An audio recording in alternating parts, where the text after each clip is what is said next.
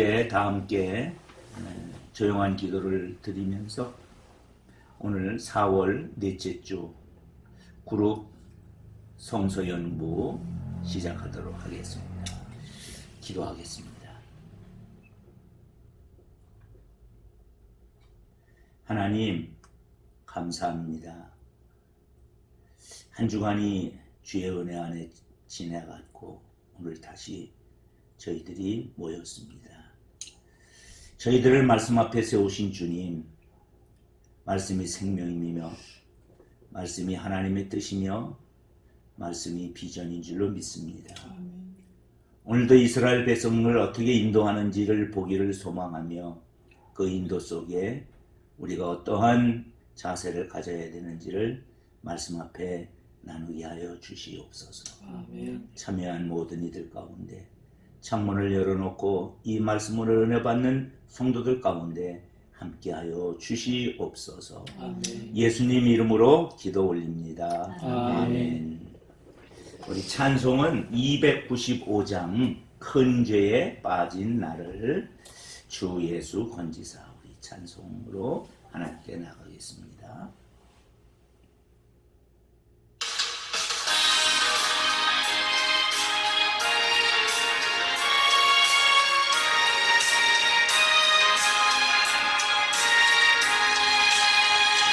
큰 죄에 빠진 나를 주 예수 건지사, 그 넓은 품에 다시 품을 실은혜는 저 바다보다 깊고 저 하늘보다 높다. 그 사랑 영원토록 나 찬송하리라. 날로 더욱 귀하다. 날로 더욱 귀하다. 한이 없이 넓은 우리 주의 사랑 더욱 귀하다. 옛날에 유대 땅에 주 예수 다닐 때 그 은혜가 그려고 큰 물이 모양내 눈 먼저 병든 자를 다 고쳐주셨으니 나 같은 죄인까지 그 은혜 받고자. 날로 더욱 귀하다. 날로 더욱 귀하다. 한이 없이 넓은 우리 주의 사랑 날로 더욱 귀하다. 크신 사랑으로 많은 백성 위하여 그 십자가의 고난 다 받으셨으니 그 속죄 받은 성도 큰 소리 함께 높여 온 천지 울리도록 주 찬송하리라. 날로 더욱 귀하다. 날로 더욱 귀하다. 한이 없이 넓은 우리 주의 사랑 날로 더욱 귀하다. 아멘. 이렇게 찬송 부르니까 참 좋네요. 네. 오늘 우리가 나눌 하나님 말씀은 출애굽기 10장 21절부터 29절 말씀입니다. 출애굽기 10장 21절부터 29절 말씀 두 절씩 돌려가면서 먼저 읽어보도록 하겠습니다.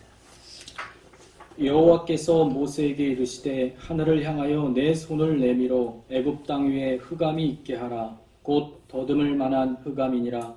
모세가 하늘을 향하여 손을 내밀매 캄캄한 흑암이 3일 동안 애굽 온 땅에 있어서 그 동안은 사람들이 서로 볼 수 없으며 자기 처소에서 일어나는 자가 없으되 온 이스라엘 자손들이 거주하는 곳에는 빛이 있었더라. 바로가 모세를 불러서 이르되 너희는 가서 여호와를 섬기되 너희의 양과 소는 머물러 두고 너희 어린 것들은 너희와 함께 갈지니라. 모세가 이르되 왕이라도 우리 하나님 여호와께 드릴 제사와 번제물을 우리에게 주어야 하겠고 우리의 가축도 우리와 함께 가고 한 마리도 남길 수 없으니 이는 우리가 그 중에서 가져다가 우리 하나님 여호와를 섬길 것임이며 또 우리가 거기에 이르기까지는 어떤 것으로 여호와를 섬길는지 알지 못함이니이다 하나 여호와께서 바로의 마음을 완악하게 하셨으므로 그들 보내기를 기뻐하지 아니하고 바로가 모세에게 이르되 너는 나를 떠나가고 스스로 삼가 다시 내 얼굴을 보지 말라. 내가 내 얼굴을 보는 날에는 죽으리라. 같이 합니다. 모세가 이르되 당신이 말씀하신 대로 내가 다시는 당신의 얼굴을 보지 아니하리이다. 아멘. 네, 오늘은 반전 네 번째 시간 어둠에 빠진 태양의 지구 이집트 이야기입니다. 사실 이것이 이집트 이야기만이 아니라 때때로 우리의 삶에서 우리의 삶이 어둠에 빠질 때가 있습니다. 태양빛이 비지 아니하는 암흑이 될 때가 있습니다.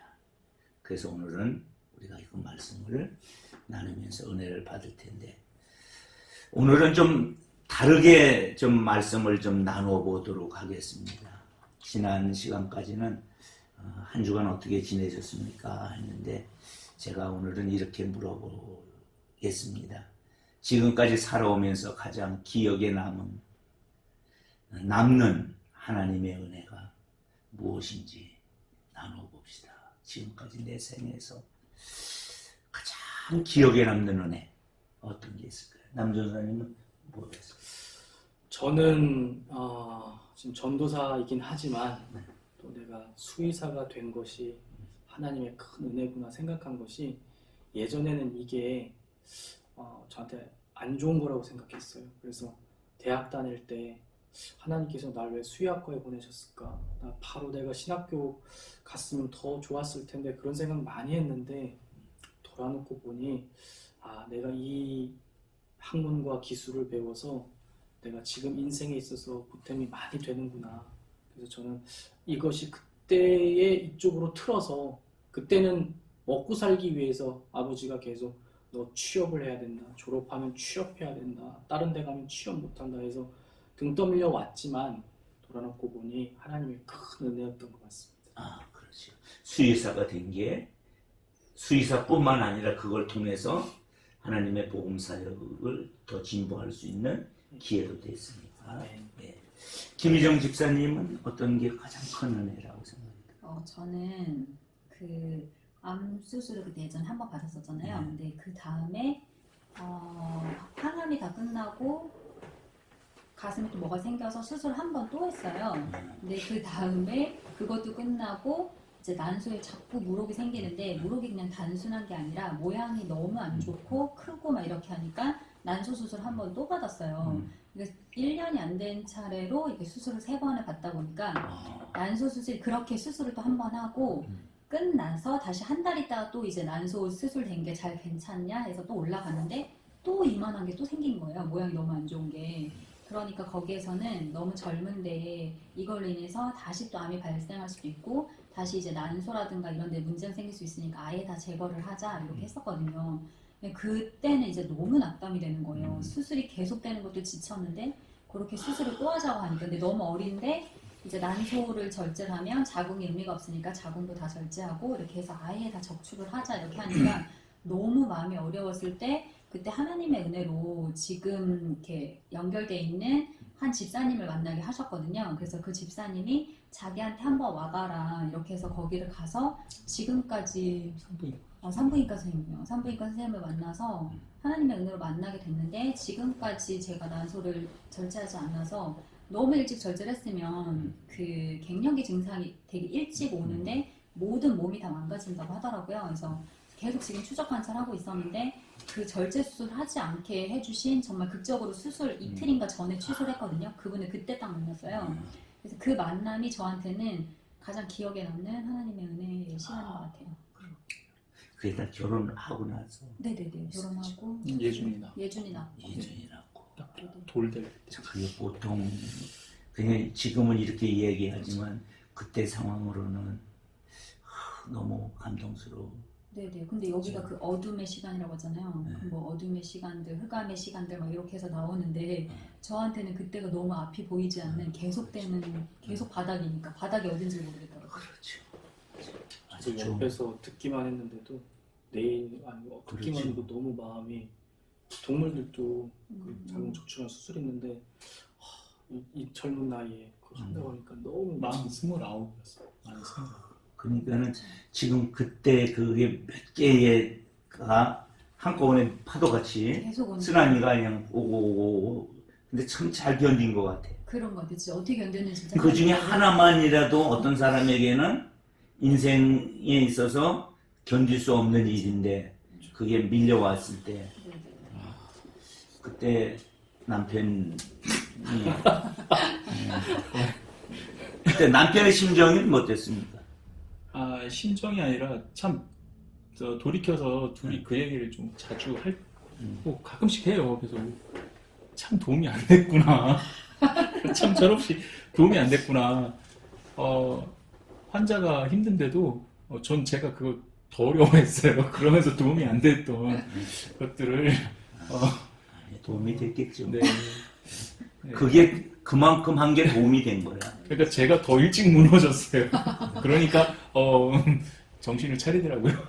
그럴 저 사람을 의지할 수 없구나. 내가 더 정신 차려야겠구나라고 이제 계기를 제가 마련해 줬죠. 그래서 그러면은 양 집사님에게 있어서 가장 큰 기억에 남는 하나님의 은혜는 뭐예요? 이거를 계속 이 질문 때문에 되게 어려웠어요. 그래서 그리고 둘이 이렇게 나누다 보니까 좀 중복되는 게 있어서 다른 걸 좀 나눠야겠다 싶은 생각이 있어서 가장이라는 단어가 가장 저한테는 계속 어려운데 그래도 그 중에서 저는 또 가장인 것들 중에 또 가장이라고 뭐 베스트 오브 베스트는 아니지만 그래도 그 중에 하나라고 생각할 수 있는 게 제가 20살 때 그 대학교를 처음 가서 IBF라는 그 동아리도 하고 하는 동안에 여지껏 있었던 신앙생활 지금도 뭐 아직 너무나도 그 연약한 신앙이지만 그때 당시에 한 번에 다 무너진 계기가 있었어요. 수련회를 가서 기도를 하는 중에 나의 모든 교회 생활이나 뭐 이렇게 하나님을 믿는다고 했던 그 모든 것들이 다 허상이라는 걸 저 스스로 깨달았어요. 그냥 누군가에게 관심 받고 싶고 뭐 사랑받고 싶고 이렇게 소속되고 싶고 뭐 이런 것들은 걸 저를 깨달았어요. 그래서 내가 하나님을 위해서 사는 게 아니라 날 위해서 사는 거구나라는 걸 그때 깨달으면서 되게 바보 같은 그렇지만 그때 당시에는 뭔가 약간 그 많은 신앙 선배들의 간증 속에서 있었던 것처럼 막 하나님이 나를 강권적으로 역사하셔서 잡아주시고 아니면 무슨 표적을 보여주시고 뭐 이런 것들로 해서 나를 부르시길 바라면서 교회를 떠났어요. 그런 게 있으면 나에게도 좋겠다. 난 정말 하나님 그렇게 보여주세요. 나한테. 근데 그때 너무 교만하게 하나님이 날 필요하시면 그렇게 잡아주세요. 뭐 이랬어요. 하나님은 하나도 서운하시거나 아쉬울 게 없으실 건데도 뭔 생각이 그랬는지 모르겠어요. 그러고서는 그렇게 있는데 계속 큰형이나 뭐 주변이나 많은 사람들이 계속해서 교회를 가기를 권유를 했는데 고집을 피웠어요. 왜냐하면 하나님이 뭐 안 보여주시니까 라고 고집을 피우면서 지내는 동안에 그 다른 이제 전 입시를 또 해서 미대를 가고 하는 그 시간들이 너무 저한테는 어떻게 보면 지우고 싶을 정도로 힘들고 외로운 시간들이었어요. 그때 교회를 떠난 거기 때문에 더 그런 거라는 생각이 들어요. 갈 데도 없고 뭐 할 데도 없고 그렇지만 세상에 섞이려니 섞여지지도 않는, 그래서 혼자 있었던 시간이 정말 외로운 시간이 많았어요. 근데 지금 돌아서 생각을 해보니까 그렇게 해서 이제 졸업반이 되고 군대 갔다 와서 졸업반이 되고 졸업을 하고선 취업을 하는데 취업할 데가 없는 거예요. 취업을 못하고 있으니 부모님은 시골 내려와서 이제 농사를 도우라라고 하고 있는 저한테는 인생의 위기가 온 거죠. 아, 이러다간 나는 큰일 나겠다. 그래서 도피할 곳이 없는 거예요. 그렇다고 부모님한테 돈 받아서 어디 다른 데로 갈 수 있는 명분도 없고. 그러고 있을 때 이제 저희 큰형이 목사 안수를 받고 교회를 개척하게 됐어요. 그래서 그 교회로 피해 도망갔어요. 취업을 하겠다. 왜냐하면 도시에 있어야지 면접도 왔다 갔다 할 수 있고 한다는 핑계로.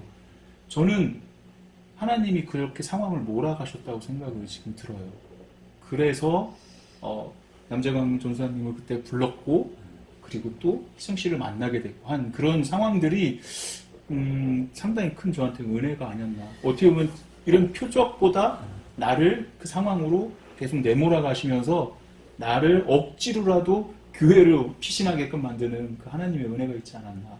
거기서 기다리신 하나님이시네. 네, 그냥 거기서 제일 중요한 우리 남전사 친구를 제가 또 부르게 됐어요. 저희 교회 목사님, 좋은 저희 친구네요. 네, 저희 목사님이 그 개척을 했는데 출석을 했으면 좋겠다. 저희 교인으로 그랬는데 예, 이렇게 목동리까지 데리고 아내도 만나게 되고. 저는 그게 지금 생각해 보니까 은혜의 시작이 아니나 그런 생각이 들어요. 저는 사실은 이제 이 문제를 하나님의 큰 은혜는 저는 지금까지 항상 건축의 얘기를 했어요. 근데 오늘은 여기도 그렇게 됐어요. 건축의 은혜, 죽음의 골짜기에서 은혜의 언덕으로 올라서게 했다. 근데 문득 진짜 하나님이 내게 더 큰 은혜가 무엇이었을까를 이 자리에서 조금 전에 생각이 들었어요. 그것은 그 수렁과 같은 우리의 가정 속에서 그 가정에서 믿음의 어머니가 있었고 그 어머니로부터 우리의 삼남매가 그래도 대학을 아버지를 통해서 다니게 됐고 그리고 내가 목사가 된 그런 그 일련의 과정이 정말 더 큰 은혜였구나. 그 과정이 없었더라면 그 다음도 없었으니까. 그래서 어떻게 보면 지우고 싶은 내 과거가 지금은 가장 아름다운 그림이었다. 그 그림이 없었으면 그 다음 그림도 없었지 않겠나. 그래서 이제 세월이 흐를 때마다 시간이 더 갈 때마다 기억은 어머니로부터 멀어지는 게 아니라 어머니로부터 더 가까워져 가고 있음을 보게 돼요. 그래서 우리 어머니는 내게 가장 훌륭하신 내 영혼의 멘토였구나 하는 생각이 들어서 가장 기억에 남는 은혜는 어머니를 주신 하나님이다 생각이 들어요. 자, 이제 말씀으로 들어가겠습니다. 지금까지 있는 생각은 저기 떠 있는 것은 내려놓고 태양의 제국 이렇게 불렀던 당시 애국 진짜 지금으로 얘기하면 미국 같은 나라예요. 세계에서 패권 국가고 어느 나라도 그때 유럽은 미개인들이 사는 나라고 비교할 수가 없죠. 뭐 비교가 된다면 그때 이제 아시아라고 부르는 페르시아 뭐 이런 쪽의 나라들이었겠죠. 그런데 그 애굽에 어둠이 3일 동안 임했어요. 어둠 앞에 8개의 재앙이 있었어요. 그들이 숭배하는 그 신들이 다 무너지는 거예요. 근데 참 웃기는 게 누구를 통해 무너지느냐 하면 이스라엘 통해서 무너져요. 진짜 노예 같지도 않은 노예, 아무것도 아닌 것 같은 것들 앞에 다 무너져 내리기 시작했어요.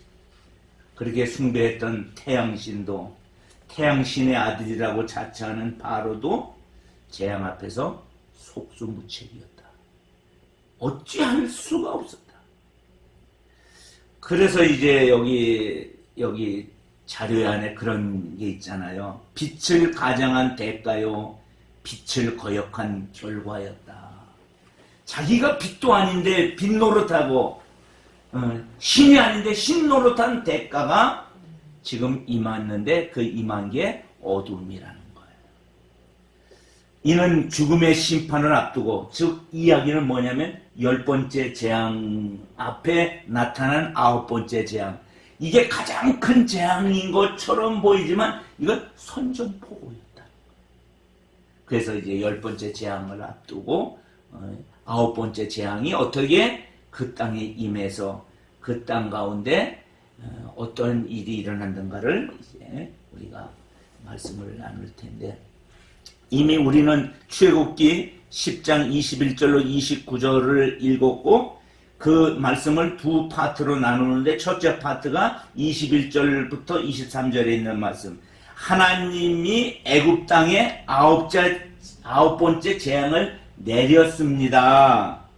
자, 어떤 재앙일까? 첫 번째 문제예요. 우리 이제 성경을 먼저 22절, 23절을 읽어보도록 하겠습니다. 시작. 모세가 하늘을 향하여 손을 내밀매 캄캄한 흑암이 3일 동안 애굽 온 땅에 있어서 그동안은 사람들이 서로 볼 수 없으며 자기 처소에서 일어나는 자가 없으되 온 이스라엘 자손들이 거주하는 곳에는 빛이 있었더라. 자, 10가지 재앙이, 첫 번째 재앙이 무슨 재앙이었죠? 피재앙이죠. 이게 이제 신학교 다닐 때 남조선도 이제 시험을 봤죠. 예. 계속 봤죠. 예. 우리 때는 시험을 5번 봤어요. 지금은 3번 보죠. 5번 보는데 계속 이제 성경 시험도 보고 성경을 암송하고 했. 그때 이 10개의 재앙을 이제 암송을 해놨어야 됐으니까, 피계, 이파, 악독, 우매, 온장 이렇게 해가지고 했어요. 근데 그때는 이 온역이라고 번역이 돼 있었어요. 지금은 이게 이제 어두움으로 이렇게 번역한 걸 온역. 완전히 칠흑같이 어두운 캄캄함 이렇게 됐는데, 피, 개, 이파, 악독, 우매, 온장, 그거 다 그런 식으로 막 이제 성경을 암송해야 되니까. 근데 이게 이제 세월이, 암송이라는 게 이래서 좀 중요한 것 같은데, 벌써 한 몇십 년 흘렀는데도 여전히 기억 속에 남아있네요. 피해 재앙으로부터 출발된 그 재앙은 그 앞에 말의 설득이 있었어요. 그렇게 하지 마라. 그러니까는 이스라엘 백성들 모세의 이야기를 우습게 여기고 말의 설득이 끝나자 이제는 재앙이 들어가기 시작을 해요. 보통 이제 이런 말을 우리가 쓰잖아요. 좋은 말 할 때 들어. 좋은 말 할 때 들어. 좋은 말 끝나면, 애들한테 좋은 말 끝나면 뭐가 나가요? 소리 지르죠. 그죠? 그 다음에 그거도 안 되면 뭐예요? 때리잖아요. 매를 대잖아요. 지금은 하나님이 좋은 말 끝나고 설득 끝나고 재앙을 때리는. 근데 더 중요한 게 있어요. 왜 애굽은 첫 번째 재앙도 모세에게 힘든 재앙인데 계속 10가지 재앙 앞에서 왜 말을 안 들었을까? 이유가 뭔지 아세요? 하나님이 바로의 마음을 완악하게 만들었대. 옛날은 뭐예요? 강팍하게 만들었어. 완악했어요. 들을 듯 하면서 안 듣는 거예요. 그냥 이제 망할 대로 망하는 거예요. 인생이요, 사실 바로만 그런 게 아니라 우리가 다 완악해서 듣는 척 하다가 또 옛날로 돌아가고, 이게 습관의 무서움이다. 10장은 바로를 향한 심판이자 애굽의 신들을 정벌하고 무장 해제시키는 것이고 결국 하나하나 무력함을 배워가는 시기지요. 그래서 이제 9번째 재앙까지 왔어요. 흑암 재앙이에요. 깜깜한 거예요. 그런데 이게 보세요. 이 세상이 환해졌던 첫 번째 사건이 이 어두움, 창조의 어두움에서 빛이 있으라 한 그 이후로 환해졌는데 그 빛을 거둬버려서 어두움으로, 흑암으로 그냥 존재하게 해버렸어요. 이게 재앙 중에 최고의 재앙이 되는 거예요. 어두움이라는 것은. 그 어두움이 며칠 동안 지속돼요? 3일이에요. 하루나 이틀이면 자연현상이라고 말할 수 있죠. 보통 개기일식, 월식 뭐 이런 거 하잖아요. 그러면 이렇게 어두워지가 조금 이따 헌해지다가 빛을 잃고 뭐 이런 있는데 이게 하루, 이틀, 3일이 어두워지니까 자연현상이라고 말할 수는 없고 자연현상은 우연인 거예요, 이게. 그런데 3일이 지속됐다는 말은 이거는 징조라고 말할 수 있어요. 무엇을 말하고자 하는 무슨 뜻을 이야기하는 거예요.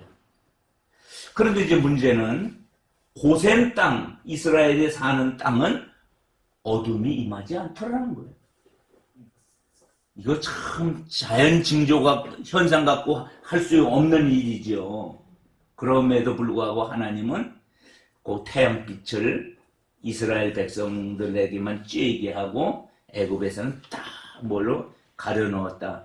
근데 그게 가능한 게 불기둥, 구름기둥이 그때 존재된 것처럼 애굽에는 그렇게 어떤 역사로 하나님이 하셨다.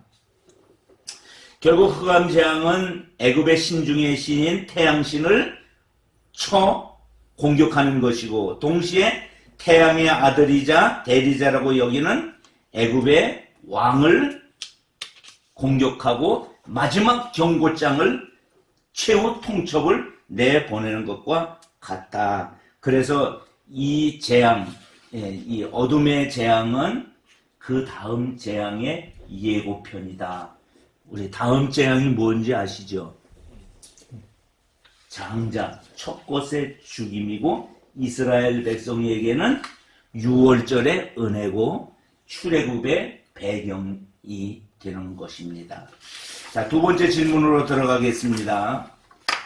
근데 이 9번째 재앙은 이전 재앙들과 다른 점이 있다. 거기 참고 성경 구절을 쭉 몇 개 쭉 이렇게 해놨죠. 예, 근데 자, 이 참고 성경을 읽어보면 그 재앙의 뜻이 뭐예요? 이 9번째 재앙의 의미는 이전의 재앙은 뭐가 있었어요? 경고가 있었어요. 이제 이런 재앙이 임할 거야? 하는 경고가 있었는데 이 9번째 재앙은 뭐가 없어요? 경고 없이 그냥 왜 하냐면 이 엄청난 재앙을 딱 내려놓고 말씀하고자 하는 하나님이라는 거예요. 다음에는 그 앞에 재앙은 야 이제 재앙이 있을 거니까 너 정신 차려. 그렇다면 이제는 정신 차려가 아니야. 정신은 어차피 안 차리니까 먼저 때려놓고 그래 어때? 라고 물어보는 그런 의미일 것이다. 이렇게 생각할 수 있습니다. 자, 세 가지 측면에서 이 재앙의 신비성을 보게 돼요. 첫째는 재앙의 범위입니다. 온 애굽에 이 재앙이 임했다. 물론 다른 나라는 어떻게 됐을까? 뭐 이때만 애굽만 있는 건 아니죠. 그 옆에도 있고 그 옆에도 있고 다 나라 있는데 그 나라는 모른다. 할 때는 애굽에는 다 임했다. 재앙의 범위는 국한되지 않고 애굽 전역이다. 두 번째, 재앙의 강도는 빛이 완벽히 차단된다는 것. 꼭 무슨 것 같으냐면 암막 커튼을 친 것처럼. 혹시 칠흑 같은 어두움이라는 그 현상을 느껴본 적 있어요? 남전도사님? 칠흑 같은 어둠이요. 예. 내 삶에서 진짜 자연현상으로 자연현상으로. 칠흑 같은 어둠. 일단은 시골에 어렸을 때는 가로등이 없으니까 예배 끝나고 그게 그래도 뭔가 집에 가잖아 이렇게. 칠흑, 그건 칠흑은 아니지. 여기서 칠흑이라는 말은 전혀 빛이 없는 상태예요. 하늘빛도 없고 어떤 빛도 없는 상태. 그런 경험 해봤어요? 느낌에? 잘 없네. 없지. 순간적으로 잠깐 이제 야맹책처럼 안 보이는 그때 없고 그런 거 있어요? 그게 아니라 뭔가 밝은 데서 그런 극장도 거 순간 안 보이는 그런 그 외에는 잠깐 멈춰야 되죠. 나는 칠흑 같은 어둠을 경험해봤어. 예전에 난 늘 이거구나. 이제 산기도 그때 이 교회 이제 건축 때 기도를 날 다녀야 되니까 저기 가나안 기도원에서 오는데 안개가 너무너무 많이 안개가 낀 거예요. 밤에 너무 안개가 꼈는데 나이트 불빛을 비춰도 불빛이 나가질 않아. 전혀 한치 앞을 못 내다보는 거예요. 그래서 그 자리에 가만히 있었어요. 이게 칠흑이구나. 그런데 애굽에도 그 어둠이 임한 거예요. 그러니까 성경에 보면 알지만 아무도 움직일 수가 없었다. 그게요, 우리가 동서남북을 분간해낼 수 있는 것은 어떤 좌표들을 보고 하는 거예요. 여기가 동이겠구나, 여기가 서구나, 여기가 남이구나, 여기가 북이구나. 그런데 그때에 칠흑 같은 어둠이 임하니까 동서남북을 분간할 수가 없어요. 어디로 가야 될지 알지 못해요. 그런 현상이 발생하더라고요. 그래서 이제 유리 상자 안에 갇혀 있는 사람이면 정신이 돈다는 이유가 다 똑같으니까 이게. 그래서 이제 강도면에서 칠흑 같은 어두움이었다. 이거보다 더 큰 어둠은 없었다. 재앙의 차별성은 뭐냐면 이게 웃기는 게 이스라엘은 멀쩡하다는 거예요. 애굽만 그렇다는 거예요. 그러면 여러분 보세요. 이스라엘과 이스라엘이 이것으로 얘기하면 이스라엘은 여기인가요? 이스라엘 백성은 애굽 안에 사는 거지 애굽 바깥에가 아닌데 그 안에만 빛이 임하고 바깥으로는 칠흑 같은 어둠이었다. 하나님 백성은 여전히 은혜의 빛 가운데.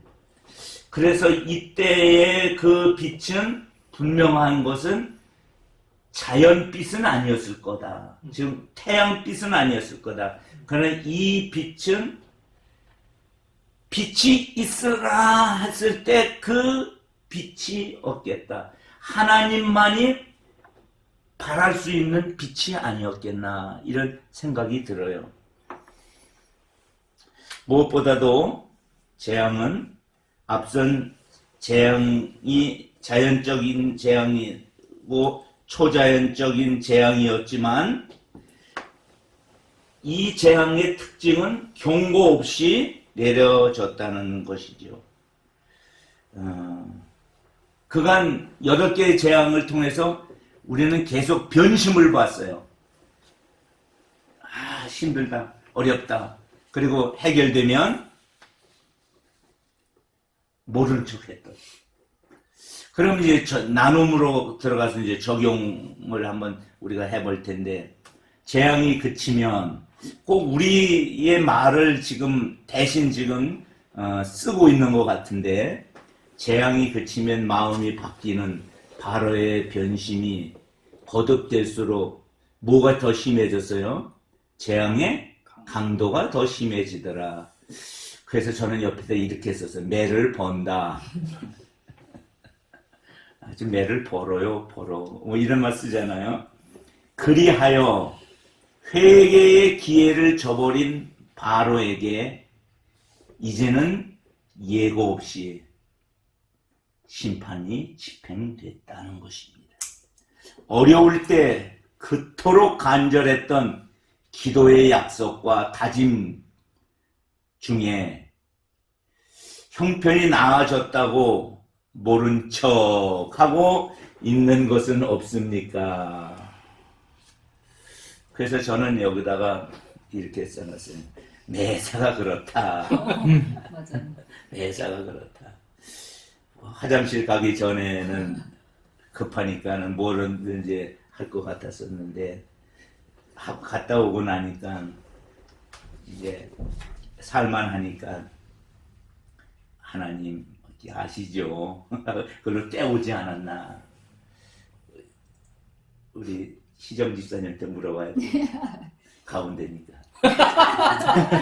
오늘 선택을 잘하셨네. 신중하게 하셨는데. 예, 우리 시정 집사님 네.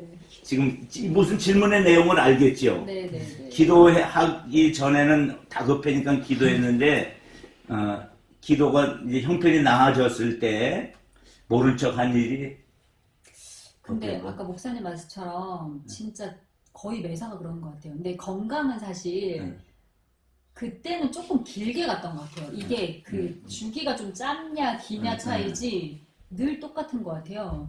근데 진짜 짧은 것 중에 하나가 사실 계약이에요. 계약이 저희는 고정급이 없으니까 뭔가 계약이 하나 돼야 이제 생활이 되잖아요. 이 세이브가 그 전에 됐었지만 빚이 있어버린 적립이 잘 안 되니까.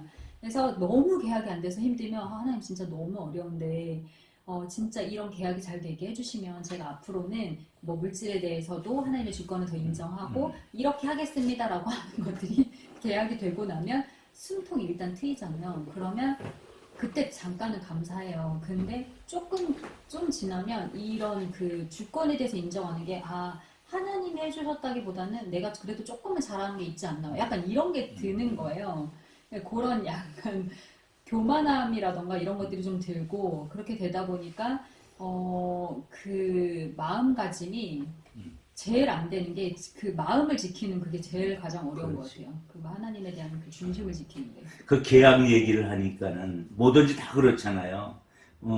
끝나고 나면 이제 숨통이 다 트이고 나면 이제 하나님 없어도 되는 것 같고 항상 매사가 그래요. 다급하면 또 하나님. 그래서 이제 교인 중에서 늘 얘기를 하지만 살기가 잘 나온 사람이 안 나오면 문제 생긴 거고 안 나오던 사람이 나오면 문제 생긴 거야. 감사하기 때문에 새벽기도 나오는 사람들 있지만 일반적으로는 하나님 앞에 나오는 모습을 보면 문제가 있어서 안 나와서 누가 더 좋은 신앙인지 잘 모르겠어요. 자, 양주환 집사님에게는 네. 이런 케이스를 얘기해. 저한테는 희정 집사가 답을 아예 정해주더라고요. 네. 그 어제 같이 얘기 나눴더니 오빠는 이거잖아 하고서 딱 정했는데 뭐였지? 저는 그때 그 아까 그 병치레 할 때였어요. 그 자궁 적출을 하자는 얘기를 할 때 산부인과 그 이영애 그 배우 이영애도 거기에서 그 병원에서 아이를 가진 케이스로 정말 유명할 정도로 한국에서 유명한 산부인과인데 그 산부인과에서 적출을 하는 게 나을 거다라고 얘기를 하니 그게 답인 것 같았던 거예요. 그때 당시. 근데 그래서 저희한테 하더라고요. 아이가 있느냐, 아이를 더 갖고 싶으면 이렇게 시험관하기로 해서 이제 난자랑 이제 정자를 이렇게 냉동으로 이렇게 해놓을 수 있다라고 저희한테 얘기를 하면서 하겠느냐라고 이제 그거에 대해서 결정하라고 저희한테 하고 사인을 할 거면 여기 사인하고 해서 진행을 하라 이렇게 하는 거예요. 그때 당시에 이렇게 그냥 희정 씨는 수술을 하나 보다 이렇게 진짜 생각이 들 정도로 저희는 뭐 하는데 그래서 둘이 가서 또 이제 밑에 그 교회 이제 병원 밑에 이제 기도실이 있어서 둘이 손잡고 꺼이꺼이 울면서 기도를 하는 중에 둘째에 대한 원래 예준이 이름보다 이제 딸 이름을 먼저 만들어 놓고 있었어요. 애 얘기가 있었을 때.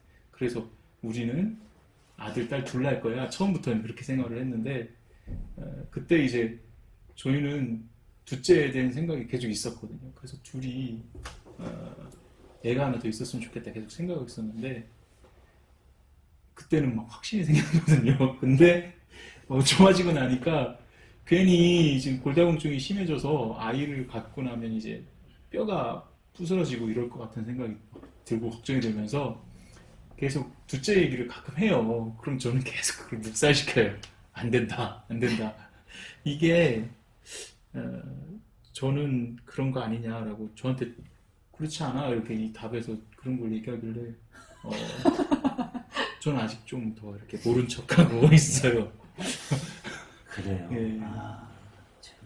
생명이라는 게 우리 마음대로 되는 건 아닌데도 그때는 응답받았다고 생각하면서도 지금은 또 지금이 좋다, 지금이 편하다, 더 상황이 안 좋아질 수도 있는 거를 피하고 싶다 이러면서 모른 척하고 있어요. 남편이니까 내 욕심만 취할 수는 저는 제 욕심이 없어졌어요. 그렇죠. 이분이 그냥 욕심이 많아서. 아내 하나로만이라도 예, 전 예준이랑 그렇지. 제 아내로도 충분히. 예준이 하나만 키워도 좋다는 거죠. 남 변호사님 예, 저도 이거 딱 고민하다가 우리 하나를 마음속에 생각했었는데 뒷감당하기가 어려울 것 같아서 일단 치워놓고요. 오늘 말씀 나누다가 성령 하나님께서 이런 마음을 주셨어요. 규식이가 한 5살인가 6살쯤에 열성 경련이 있어가지고 119 차 오고 막 난리가 아닌 적이 있었어요. 그래서 이제 숨이 이제 다 끊어져 숨을 안 쉬더라고요. 그래서 그때 갑자기 막 너무 마음이 막 답답하고 괴로워서 하나님께 하나님 아버지 규식이가 죽지 않고 살기만 한다면 목숨만 붙어 있다면 나는 규식에 대한 이제 모든 욕심을 다 내려놨습니다. 이 아이는 하나님의 아이입니다. 저는 뭐 이 아이를 하나님께서 어떻게 하든지 간에 뭐 어딜 보내시든 뭐 어떤 모습으로 끌고 가시든 전 아무런 욕심이 다 내려놓겠습니다. 그냥 살아만 있었으면 좋겠습니다. 라고 기도를 했는데 막상 살고 나니까 요즘 이렇게 집에 들어가는데 게임하고 있으면은 갑자기 잔소리를 하게 되고 또 자꾸 이렇게 막 자꾸 또 욕심이 하나씩 또 생기고 그렇더라고요. 그래서 하나님께서 건강하게 이렇게 있는 것만으로도 내가 감사해야 되는데 내가 다시 잊었구나 그 옛날의 마음을 나는 이제 좀 이야기를 나누는 가운데 매사가 그렇다 중에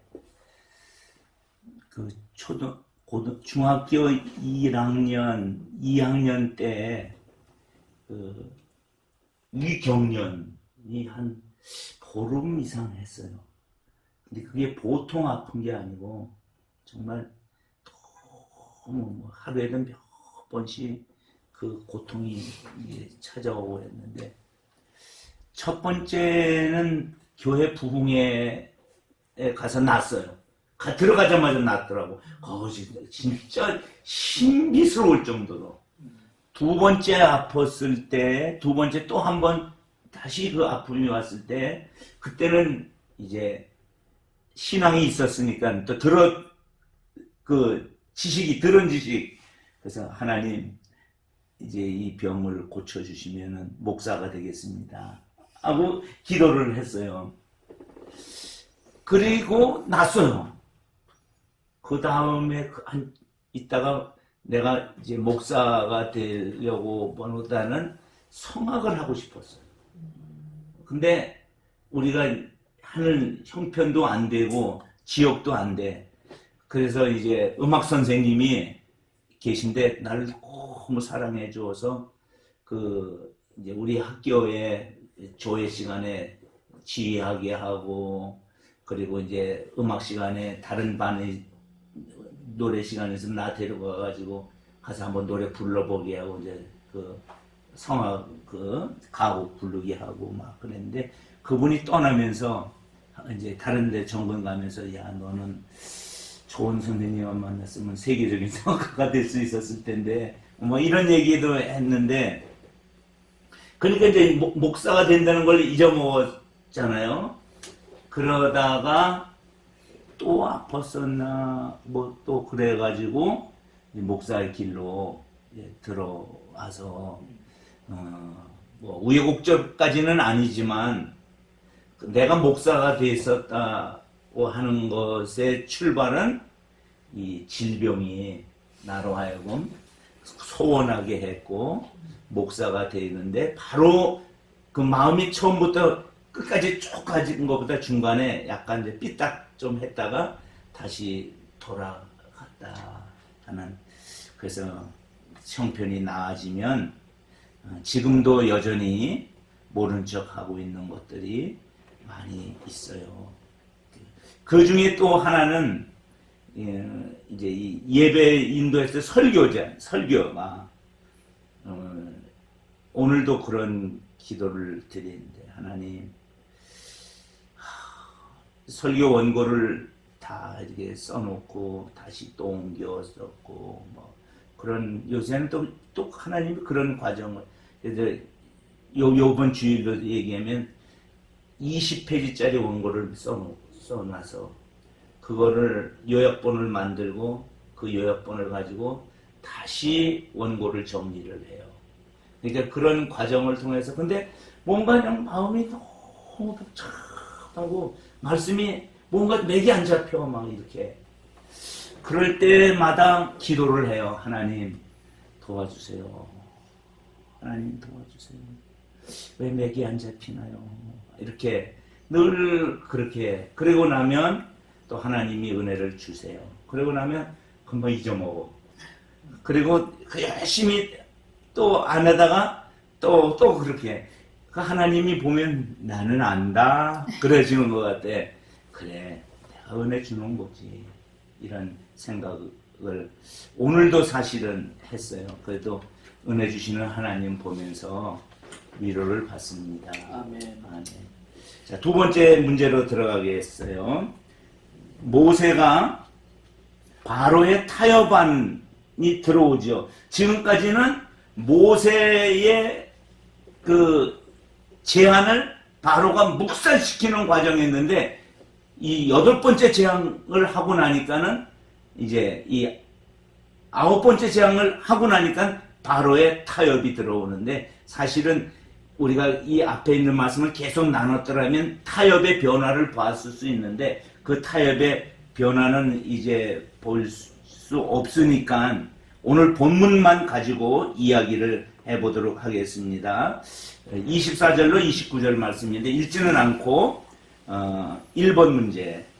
두려움을 느낀 바로는 어떤 타협안을 제시합니까? 즉 흑암 3일 경험하고 나서 이제 모세가 제시한 내용은 뭐예요?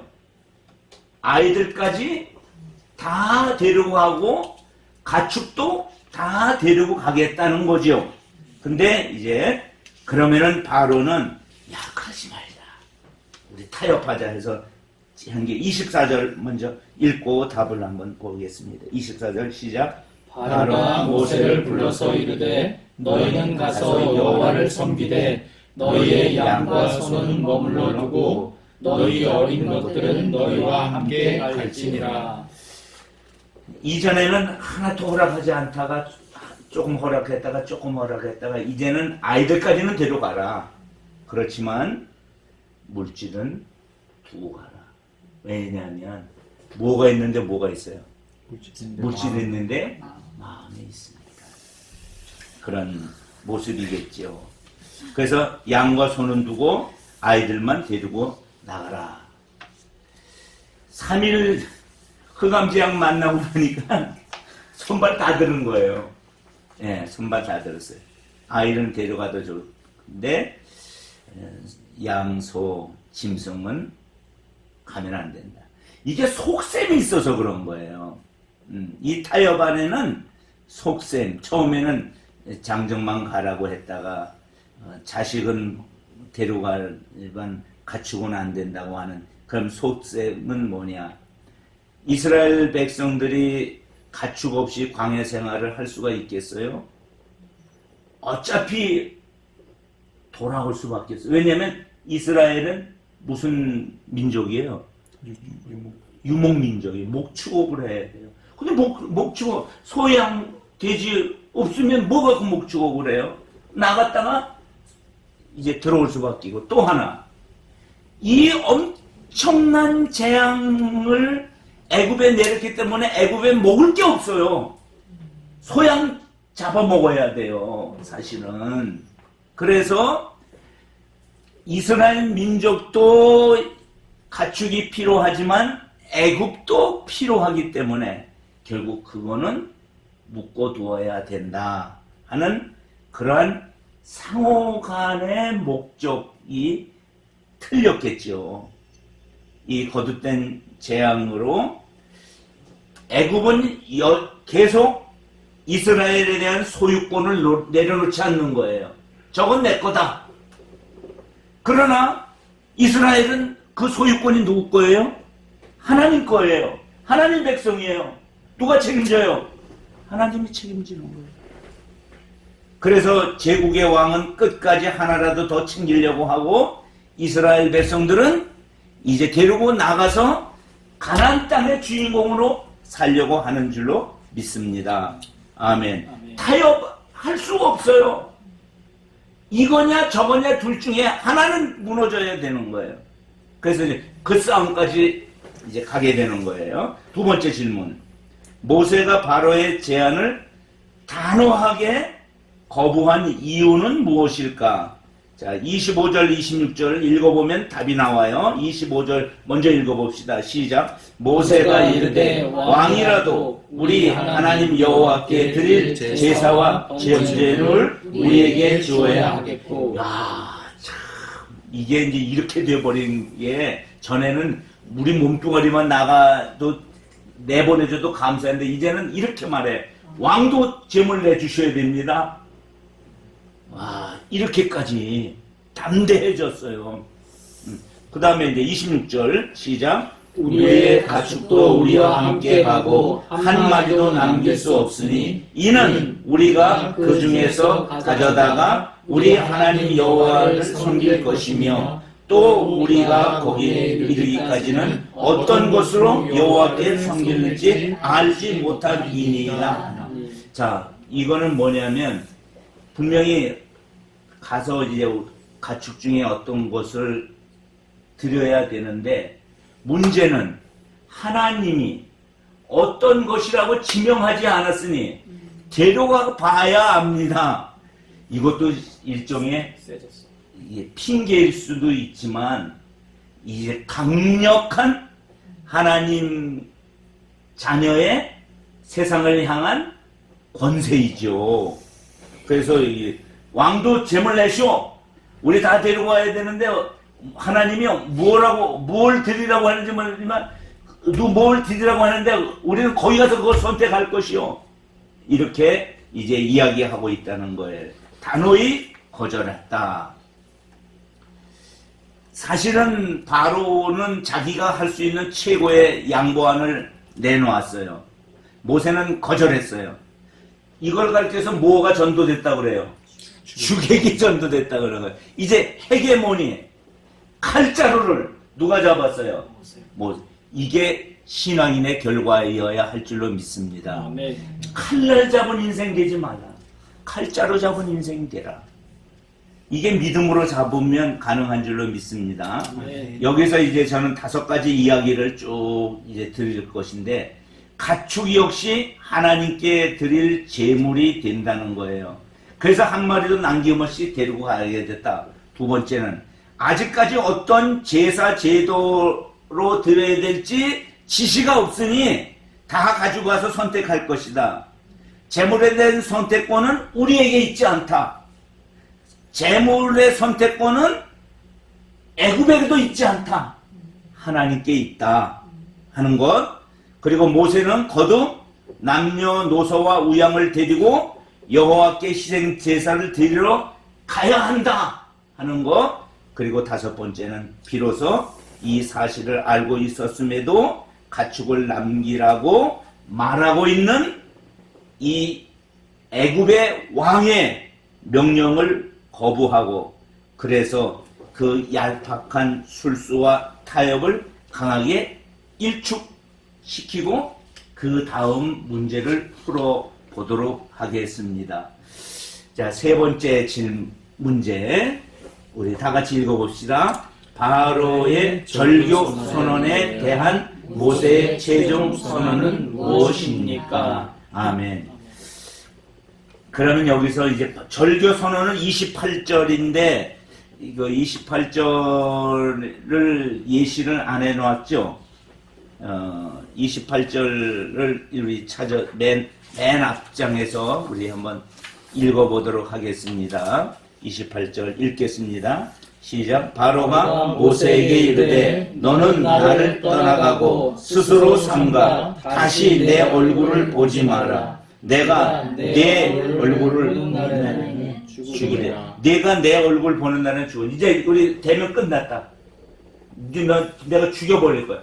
근데 사실은 지금까지 안 죽인 것만으로 다행이긴 해요.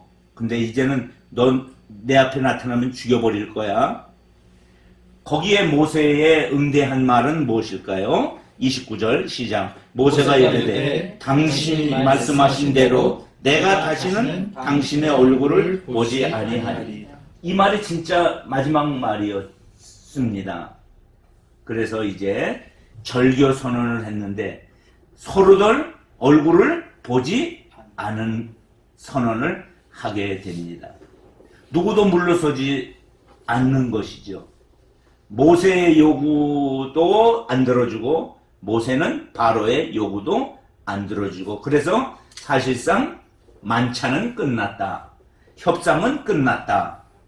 그래서 바로는 역정을 내고 모세를 내쫓고 다시 보는 날에는 죽이겠다는 협박까지 하고 바로의 절교 선언으로 모세도 왕의 얼굴을 볼 일이 없을 것입니다라고 웅수하고 이것이 바로와 모세의 사이에서 최종 선언이 됐습니다.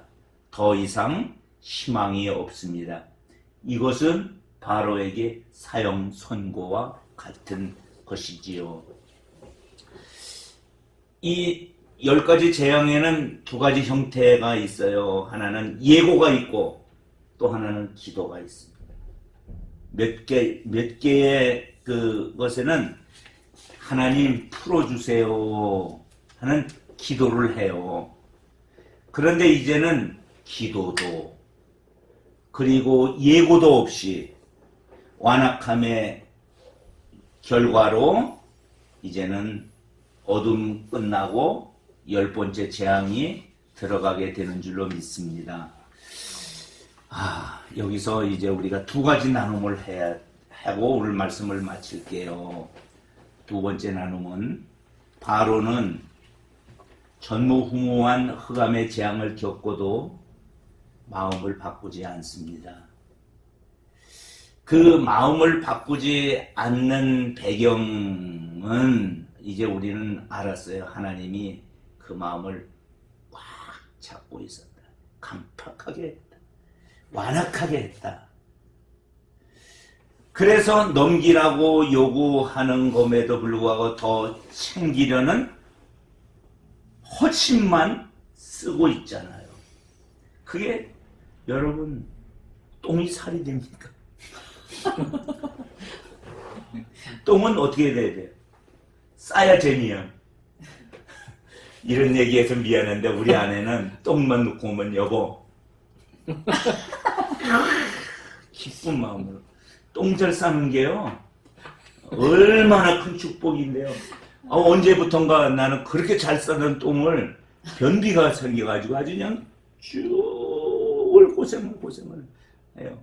그래서 이번 방송에 댓글이 참 많이 달렸습니다. 이번에는 자 그러면 자 보세요. 자연스럽게 녹아 들어갔습니다.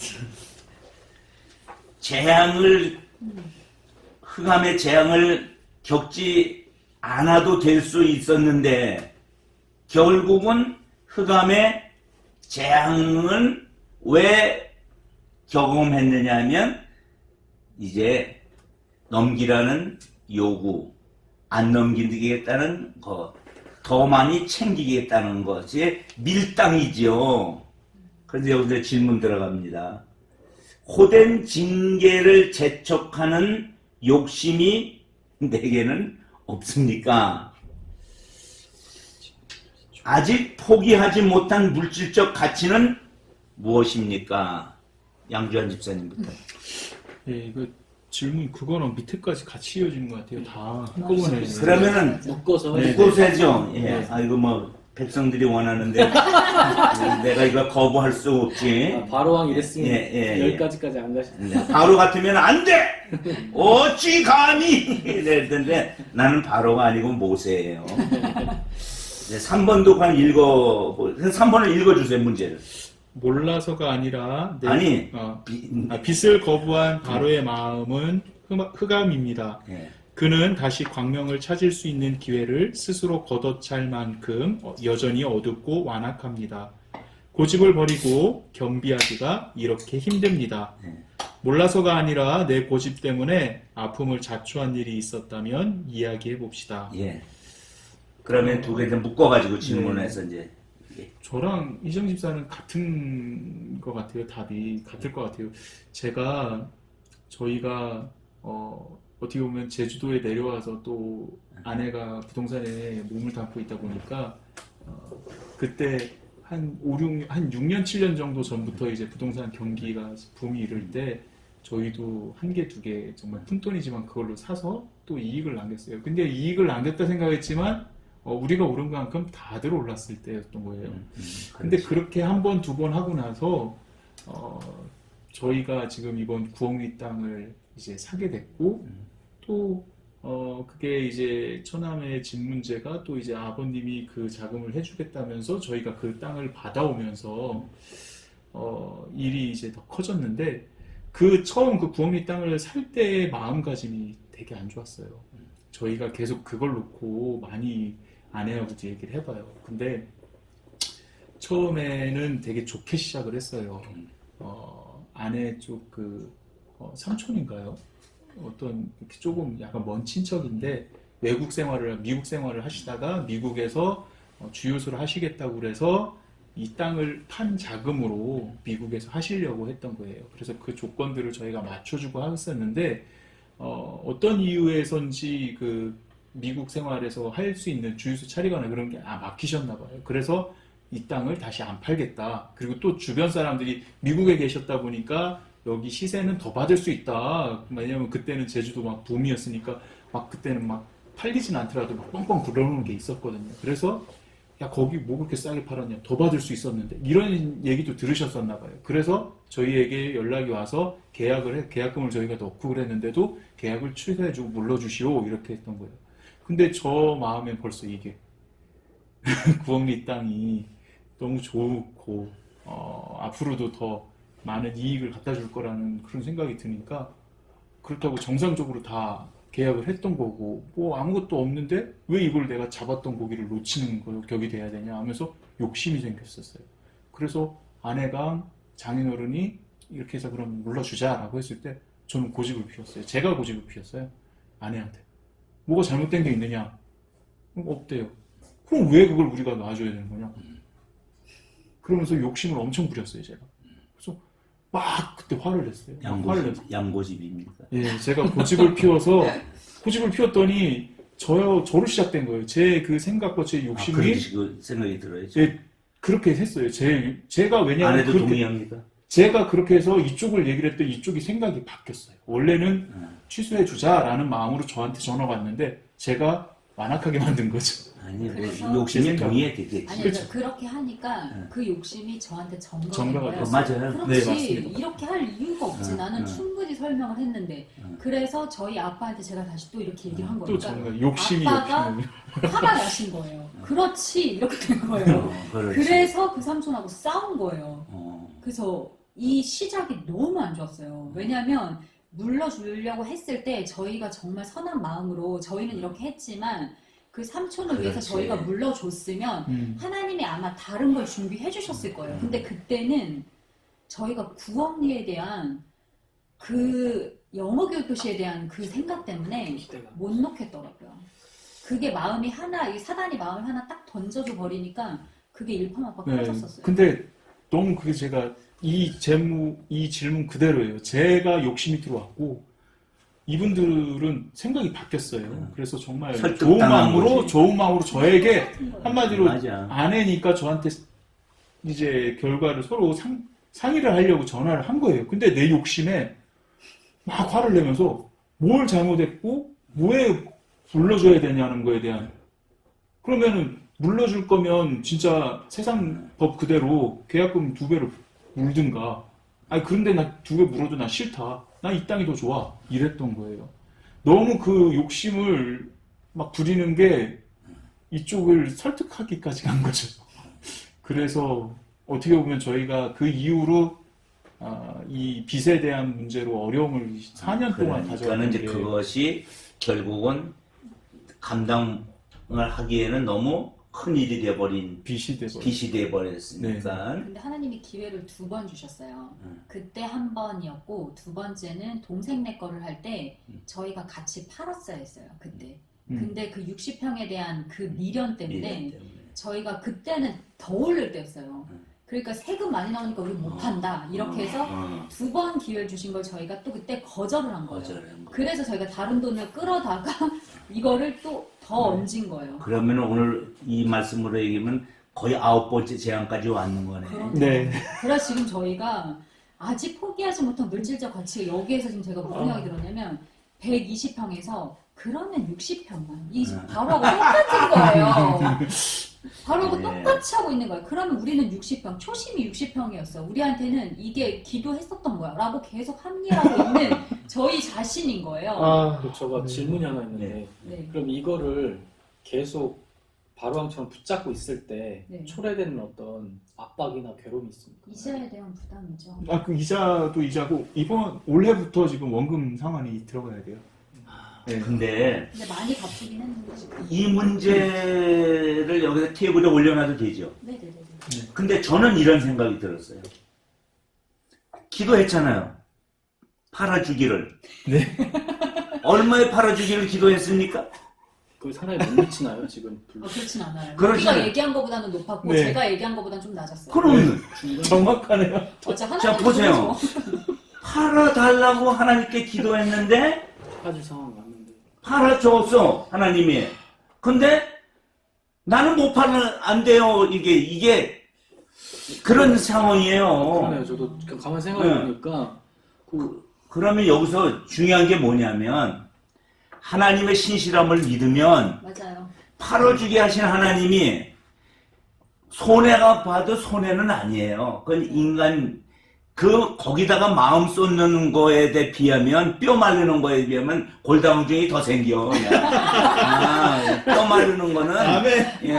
그러네. 그러니까는 하나님께 딱 맡겨놓고 그 다음에 선한 인도를 받아야지. 맞아요. 이거 하나님이 기도 응답을 주었는데 저희 집과 같은 거에 집 팔고 나니까 얼마나 그래서 저기 셋집에 살아도 행복해. 여기가 더 좋아. 근데 하나님이 진짜 더 좋은 집을 마련해 주었어요.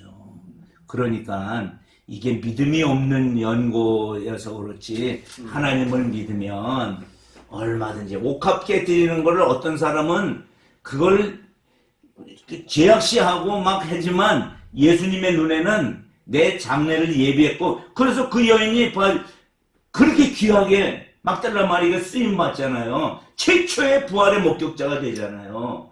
그냥 되겠습니까? 그래서 나는 내가 하나님이 아니니까 모르는데 오늘 말씀으로 놓고 보면 답은 딱 나와 버렸네. 맞아요. 고민 해결이네. 맞아요. 네. 제가 저도 그냥 이런 생각 들었어요. 처음에 이걸 처음 기도 부탁할 때 아마 본인들도 그런 생각을 했을 것 같아요. 이 덩어리 큰 게 팔릴 가능성이 있겠나. 그렇잖아요. 그래서 이게 맞아요. 팔리기만 한다는 신호만 와도 이건 하나님 기적이다. 이런 마음으로 기도 부탁을 했을 거예요. 그러니까 저는 처음에 이 기도 제목을 받고 기도할 때 야, 이거 내가 기도는 하지만 야, 이 덩어리도 이게 오죽 큰 게 아니고 근데 팔리기만 하면 골치 아픈 많은 것들이 해결이 될 수 있다 하니 일단 기도하자. 하나님은 기적의 하나님이니까. 그래서 기도를 했는데 그 사인이 왔어요. 근데 저는 또 아까 언뜻 많이 혹시 좀 기준치에 많이 미달하나 이렇게 생각을 했는데 양 집사님이 원래 했던 것보다는 또 높다 하니 그러면 이건 어찌 보면 기적이다. 신통방통이네요. 왜냐면 네. 기적이잖아요. 왜냐면 그 큰 덩어리가 그 덩어리가 크잖아요. 근데 그게 응답이 온 거라는 믿음이 만약에 생기네요. 지금 네. 비싸게 팔면 좋은 것처럼 보이지만 그러면 또 거기에 덧붙이는 뭐가 또 생기니까 그럴 것 같아요. 나머지는 주님이 채워져 주시도록 기도하는 것이 더 소중하지 않겠나. 아멘. 저희가 늘 배웠어요. 황금률을 지키라고. 네, 산 사람도 그래. 손해보면 안 그럼 되니까. 예. 아, 그러면은 너무, 예, 이- 저희만 은혜 받고 가는 거. 이 질문에 남전사도 대답을 하나 할 거 있어요. 예. 뭐 짧게 하겠습니다. 일단 저도 물질인데요. 네. 뭐 신학교 뭐 가는 것도 사실 많이 간증했지만은 하나님 지금 돌아보면 많이 불러주셨어요. 근데 그때마다 내가 왜 뒷걸음질 쳤을까?